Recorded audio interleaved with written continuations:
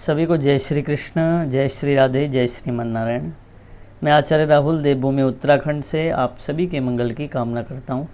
आशा करता हूँ आप सब स्वस्थ होंगे, आनंद में होंगे। ठाकुर जी से मेरी यही प्रार्थना है। सज्जनों, आज की वीडियो जो है बड़ी इंटरेस्टिंग और बड़ी ही खास होने वाली है और बड़ी ही मैं कहूँ कि एक बहुत ही अच्छी जानकारी आपको इस वीडियो के माध्यम से मिलने वाली है, जो कि इस वीडियो के माध्यम से आपको ज्योतिष भी सीखने का एक अभ्यास आपका होगा। जो भी लोग ज्योतिष सीखने की इच्छा रखते हैं और उनकी रुचि है ज्योतिष में, तो बड़े ही एक सुंदर विषय को लेकर आप सभी के सम्मुख में प्रस्तुत हूँ। तो अधिक जानकारी के लिए हमारे दिए गए नंबर पे आप संपर्क कर सकते हैं, व्हाट्सएप में हमें मैसेज छोड़ सकते हैं। अगर आप भी अपने कुंडली का विश्लेषण सटीक रूप से कराना चाहते हैं तो डिस्क्रिप्शन में और प्रोफाइल में हमारा नंबर रहता है, आप संपर्क कर सकते हैं। इसी के साथ साथ ऐसी ही वीडियो देखने के लिए और समझने के लिए और खुद अपनी कुंडली आप कैसे देखें, ग्रहों के अकॉर्डिंग कैसे आप फलित करें, कैसे समझें कि जीवन में किस प्रकार से क्या होने वाला है, तो इस वीडियो के माध्यम से आपको बहुत कुछ सीखने का अभ्यास होगा और बहुत ही एक अच्छा एक तरीका, बहुत ही सरल तरीका मैं लेके आया हूँ, जिससे आप अपनी कुंडली का विश्लेषण फलित खुद कर सकते हैं। तो सज्जनों, जैसे कि आप देख पा रहे हैं, मैंने इसमें लिखा हुआ है। तो आज का विषय जो है वो है मेष लग्न की जो कुंडली होती है, अर्थात आप खुद अपनी कुंडली में देख सकते हैं। देखो, मेष लग्न अर्थात पहला नंबर, तो इसी के अकॉर्डिंग मैंने ये चार्ट तैयार किया है और चार्ट में आप देख सकते हैं 1 नंबर, 2, 3, 4, 5, 6, 7, 8, 9, 10, 11, 12 तक की संख्या है, यानी कि 1 से लेके मेष राशि से लेके और मीन राशि तक सभी राशियां विद्यमान हैं। मेष लग्न की कुंडली है। अब आप अपनी कुंडली में देखिए कि किस भाव में आपका सूर्य है। जितने भी मेष लग्न की कुंडली वाले हैं वो आप देखें कि आपका सूर्य किस भाव में है। क्या आपका सूर्य 1 नंबर पे है, क्या दूसरे नंबर पे है, या तीसरे, चौथे, 5वें, 6ठे, 7वें, 8वें, 9वें, 10वें, 11वें, 12वें, कहीं पे भी आपका ग्रह हो। और ये जो फलित है ये बहुत ही एक शास्त्रोक्त और प्रमाणित जो हमारा दिव्य ज्योतिष का ग्रंथ है, जिसको भृगु संहिता कहते हैं। मैं आपको दिखा भी देता हूँ, भृगु संहिता। तो ये बहुत ही एक मान्य और फलित की बहुत ही एक अच्छी पुस्तक है, जो बहुत ही शास्त्रोक्त है और प्रमाणित है। इसी के साथ साथ बहुत ही एक सटीक जो भविष्यवाणी करने वाली है, ऐसी एक ये दिव्य पुस्तक है। तो आइए हम जानें कि मेष लग्न वाले लोग जो हैं उनकी कुंडली में किस प्रकार भावों के अनुसार सूर्य का फल होता है। तो सबसे पहले हम बात करते हैं कि अगर प्रथम स्थान में, यानी कि लग्न में पहले स्थान में अगर सूर्य हो, जिसकी भी कुंडली में आप अपनी कुंडली देख सकते हैं, तो आपको किस प्रकार का फल मिलने वाला है, किस प्रकार का आपका व्यवहार, नेचर, क्या क्या आपको मिलने वाला है सूर्य की कृपा से। तो अगर प्रथम भाव में अर्थात लग्न प्रथम भाव में अगर आपका सूर्य है तो आपको क्या होगा, सूर्य जो है, देखो पहला जो है ये मंगल की राशि है, अर्थात मेष राशि। तो मेष राशि में सूर्य उच्च के हो जाते हैं। ये भी एक जानने वाला विषय है कि मेष राशि में सूर्य उच्च के होते हैं। तो मित्र की ही राशि में है, तो इससे क्या फल मिलेगा आपको। और इसी के साथ साथ एक चीज़ और देखें कि सूर्य की दृष्टि जो है वो सप्तम भाव में है, यानी कि 1, 2, 3, 4, 5, 6, 7 सप्तम दृष्टि सूर्य की पूर्ण दृष्टि है। तो इससे आपके जीवन में क्या प्रभाव पड़ेगा। तो सबसे बड़ा क्या होगा कि जिसकी भी लग्न में अर्थात पहले मेष राशि में सूर्य उच्च के हैं, उनको स्वास्थ्य की दृष्टि से लाभ मिलेगा। मजबूत शरीर रहेगा, आकर्षक शरीर रहेगा, तेजवान शरीर रहेगा। उसी के साथ साथ स्वाभिमान से पूर्ण जीवन रहेगा। किसी से मांगने से पहले 10 बार आप सोचेंगे, ऐसा आपका एक व्यक्तित्व रहेगा, उदार चरित्र। इसी के साथ तेजवान रहेंगे, आकर्षक शरीर, आकर्षक चेहरा, मुखारविंद में जो है एक तेज रहेगा, मुखारविंद के साथ साथ वाणी में भी तेज रहेगा। विद्वता से पूर्ण रहेंगे आप, विद्वान होंगे। वाणी में जो है आपके सजगता होगी, सरलता होगी और कठोरता भी दिखाई देगी।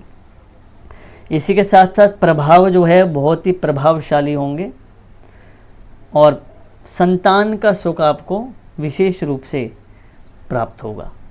इसी के साथ साथ बुद्धिमान होंगे, धैर्यवान होंगे, साहसी होंगे, व्यवहार कुशल होंगे और दाम्पत्य सुख में जो है वो थोड़ा सा आपके जीवन में संघर्ष आ सकता है, ऐसा सूर्य का प्रभाव रहता है। जीवन के उपार्जन के लिए, अपने लक्ष्य तक पहुंचने के लिए जीवन में लक्ष्य जरूर प्राप्त करेंगे, लेकिन कठिनाइयों का सामना करते करते तब जाके आप लक्ष्य की ओर पहुंचते हैं। ऐसा होता है प्रथम भाव का सूर्य। अब हम बात करेंगे द्वितीय भाव अर्थात धन भाव। द्वितीय भाव में अगर सूर्य हो तो किस प्रकार का फल रहने वाला है?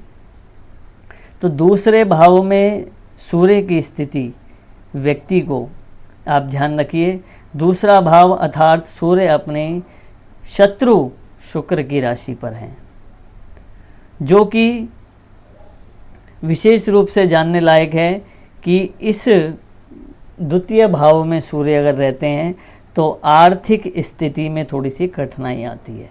जिनकी भी कुंडली में द्वितीय भाव में सूर्य हो तो आर्थिक स्थिति यानी कि धन कमाने के लिए परिश्रम अधिक करना पड़ता है। संतान पक्ष से थोड़ी सी एक निराशा मिलती है, जीवन में व्यक्ति को संघर्ष करना पड़ता है संतान पक्ष के लिए। उसी प्रकार विद्या के लिए भी कठिन परिश्रम करना पड़ता है, लेकिन आयु का पूरा लाभ मिलने वाला है। आयु जो है वो भरपूर रहती है। इसी के साथ साथ आकस्मिक धन की प्राप्ति होने के पूर्ण योग रहते हैं ऐसे व्यक्ति को जिनके द्वितीय भाव में सूर्य रहता है, मेष लग्न के अनुसार। अब तृतीय भाव की बात करें, तृतीय भाव में सूर्य हो तो कैसा फल मिलने वाला है? तो तृतीय भाव का सूर्य जो है वो अपनी मित्र की राशि में है, बुध की, अर्थात भाग्य प्रबलता। इसी के साथ साथ क्योंकि सप्तम दृष्टि से भाग्य स्थान को भी एक दृष्टि यहाँ पे जा रही है, पूर्ण दृष्टि, तो इसी के साथ साथ विशेष रूप से विद्या का और बुद्धि का भरपूर एक ऐसे व्यक्ति को पूरा का पूरा एक विद्या का क्षेत्र जो है वो भरपूर मिलता है। पढ़ता बहुत है ऐसा व्यक्ति, विद्वान बहुत होता है, पराक्रम से भरपूर होता है, भाग्य की वृद्धि होती है, धर्म का लाभ मिलता है, विशेष रूप से व्यक्तित्व का धनी होता है, उदार व्यक्तित्व का धनी होता है और इसी के साथ साथ संतान सुख और भ्रातृ सुख का उसे पूर्णतया लाभ मिलता है। ऐसा होता है तृतीय भाव का सूर्य। अब बात करेंगे चतुर्थ भाव यानी कि मातृ स्थान। तो चतुर्थ भाव में चंद्रमा की राशि में सूर्य जब विद्यमान होते हैं तो यहाँ से विशेष रूप से जो माता से पूर्ण लाभ मिलता है, संपत्ति का लाभ मिलता है, भूमि का लाभ मिलता है और इसी के साथ साथ ऐश्वर्य, मानसिक शांति, मान सम्मान, सुख और पिता से भरपूर लाभ, अभिभावकों से और राज्य अधिकारियों से पूर्णतया लाभ मिलता है। ऐसे एक योग बनाता है सूर्य अगर चतुर्थ भाव में हो। अब बात करेंगे पंचम भाव का सूर्य, मेष लग्न। आप अपनी कुंडली में स्वयं देख सकते हैं जिनका मेष लग्न हो। पंचम भाव का सूर्य जो होता है वह स्वक्षेत्रीय है। इसी के साथ साथ विद्या, बुद्धि, संतान एवं वाणी का सुख देता है। साथ साथ आय यानी कि धन के मार्ग जो हैं वो बहुत ही परिश्रम द्वारा, संघर्ष द्वारा ऐसे व्यक्ति को जीवन में प्राप्त होते हैं। अब बात करें षष्ठम भाव। षष्ठम भाव है रोग का स्थान, अर्थात सूर्य किस प्रकार के फल देते हैं, तो बुध की राशि में है, तो इसी प्रकार विद्या में व्यवधान, षष्ठम भाव का सूर्य जो है, ऐसे व्यक्ति जो है वो विद्या पाने के लिए उसे कठिन परिश्रम करना पड़ता है पढ़ने के लिए। इसी के साथ साथ शत्रु प्रकोप, आसपास जो हैं वो शत्रु ज़्यादा घेरे रहते हैं, शत्रुओं से घिरे रहता है। अत्यधिक व्यय, जितना कमाते हैं उससे ज़्यादा खर्च हो जाता है। भारी संबंधों से लाभ, अर्थात अगर अपने घर से कहीं दूर जाएं तो उनको ज़्यादा लाभ प्राप्त होता है। इसी के साथ साथ घर से बाहर ही उनको सम्मान अधिक प्राप्त होता है, लेकिन संतान पक्ष से जीवन में चिंताएं बनी रहती हैं। तो इस प्रकार का योग होता है। अब बात करेंगे हम सप्तम सूर्य। अगर आपकी कुंडली में सप्तम सूर्य है, मेष लग्न, तो ऐसे में आपको क्या होगा, घर में एक शांति का वातावरण व्याप्त रहेगा। ऐसे लोगों के घर में शांति रहती है। इसी के साथ साथ स्त्री प्राप्ति के लिए विशेष रूप से कठिनाइयों का सामना करना पड़ता है। और सातवीं दृष्टि, क्योंकि शत्रु भाव, अर्थात यहाँ से आप देखेंगे सातवीं दृष्टि प्रथम भाव मित्र की राशि में है, तो ऐसे में क्या होता है कि व्यक्ति को विशेष रूप से स्वाभिमानी बनाता है। लंबा कद, बुद्धिमान, विद्या और संतान पक्ष से थोड़ी सी हानि उसे जीवन में प्राप्त होती है। हानि का तात्पर्य यह है कि संतान पक्ष से निराशा थोड़ी सी, जैसे कई लोग कहते हैं कि हमारी बात नहीं मानते हमारे बच्चे, या फिर जो आप चाहते हैं, जिस प्रकार से आप संतान को गाइड करना चाहते हैं उस प्रकार से आप नहीं होता है। अब बात करेंगे हम अष्टम भाव की।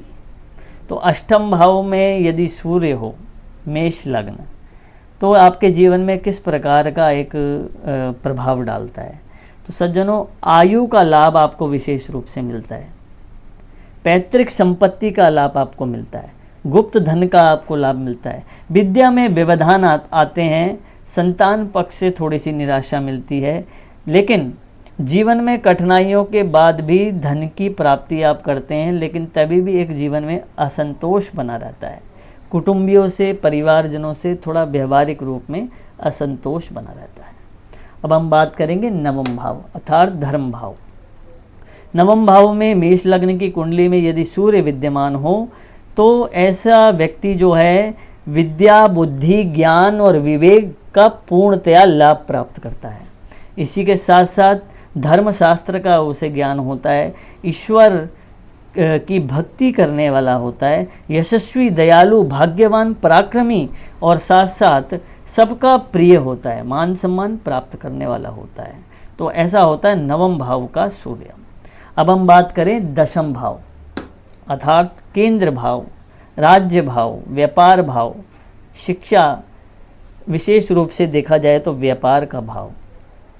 तो दशम भाव में सूर्य के होने से भाषा का श्रेष्ठ ज्ञाता होता है, किस प्रकार किससे बात करनी है उसको भली भांति ज्ञान होता है। माता, भवन, भूमि आदि का सभी प्रकार से सुख उसे प्राप्त होता है, क्योंकि केंद्र का सूर्य जो होता है वो बली होता है। इसी के साथ साथ विशेष रूप से बुद्धिमान होता है और व्यवसाय में कठिनाइयों के बाद भी वो विजय की, सफलता की प्राप्ति करता है, प्रतिष्ठा प्राप्त करता है, नौकरी भी प्राप्त करता है, लेकिन परिश्रम के द्वारा, संघर्ष के द्वारा। इसी के साथ साथ अब हम बात करते हैं 11वां भाव, अर्थात लाभ भाव।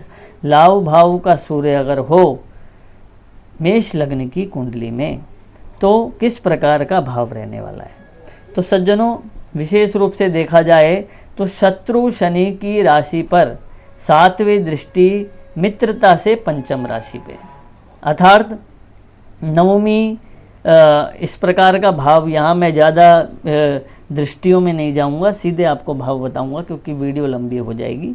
तो इसलिए एकादश भाव में यदि सूर्य हो तो भाग्य उन्नति में थोड़ी सी रुकावटें आती हैं, व्यवधान आती है। इसी के साथ साथ पराक्रम में बंधु बांधव सहित थोड़ा सा विचारों में तेजता आती है, एक वाणी में कृष्टता आती है, तो जिसके कारण आपस में थोड़े से व्यवहार थोड़े मिलते जुलते नहीं हैं। बुद्धि और संतान पक्ष से विशेष रूप से लाभ प्राप्त करता है ऐसा व्यक्ति, और इसी के साथ साथ व्यावसायिक और अर्थोपार्जन के लिए यानी कि धन प्राप्ति के लिए वो जीवन में संघर्ष करता है और उसे लाभ की अंतिम में प्राप्ति होती है। ऐसा होता है एकादश भाव का सूर्य।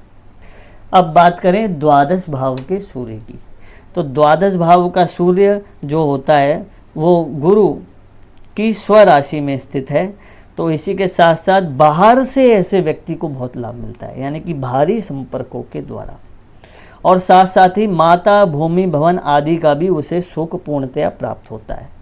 इसी के साथ साथ आयु का लाभ, पैतृक संपत्ति का लाभ, कठिनाइयाँ होने के बाद भी अपनी बुद्धि से संघर्ष करते हुए जीवन में आगे बढ़ता है, सफलता को प्राप्त करता है। अधिक व्यय होता है लेकिन उसी के साथ साथ कठिन परिश्रम भी होता है और लाभ भी प्राप्ति होती है। इसी के साथ साथ शत्रुओं पे विजय प्राप्त करने वाला होता है, लेकिन थोड़ा सा चिंताजनक होता है ना, चिंता ज़्यादा करता है, चिंतन कम करता है।